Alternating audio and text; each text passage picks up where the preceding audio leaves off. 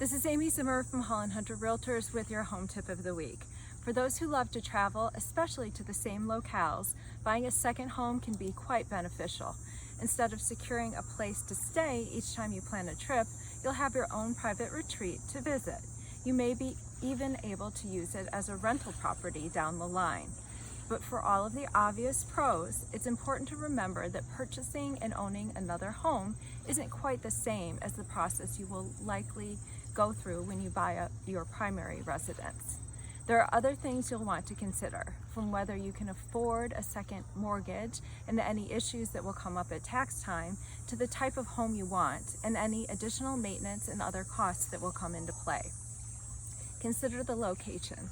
You need to decide if you want to buy a home within a short distance from your present home, or if you will drive, fly, or take a train to get there.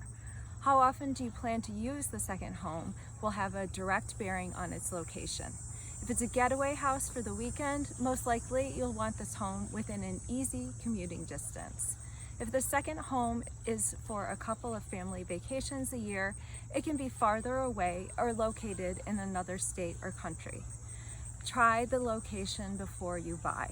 Spend some time in the area you're interested in buying to understand how urban or remote it is. Determine the type of home. The type of home you want to buy for a second home could also involve the location if you want to enjoy certain activities or amenities. Additionally, you may be more interested in a low maintenance property that allows you to spend your time there relaxing instead of working on home improvement projects. Some people purchased a second home mainly for investment purposes. But if you're buying the property as a rental, this might affect the type of property you buy and the location.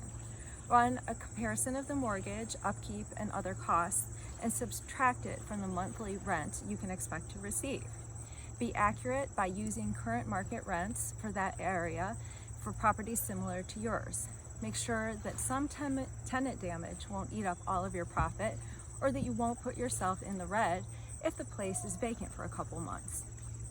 One of the important considerations here is any additional costs incurred to maintain the property or protect the property in your absence. This could include hiring a property maintenance and management company to check your mountain vacation home periodically for frozen pipes, water leaks, or other issues, or any other type of property you may consider.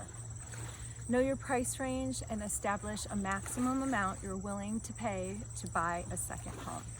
Pay attention to tax breaks and home credits because they may not be as generous for a second property purchase. Write-offs and deductions vary based on how much time you spend at your second home, so check with your tax advisor before making a purchase. If you begin to find there are a few homes for sale in the price range you have established, and there's not as many that you were hoping, then you may need to adjust your expectations. Either choose a different location or a different type of home.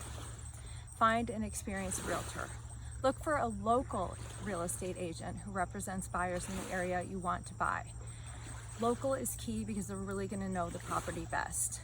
An experienced local agent should possess valuable insight and knowledge in that area. Keep in mind the long-term or resale value of your property. Get a pre-approved letter and also stay local with your lender.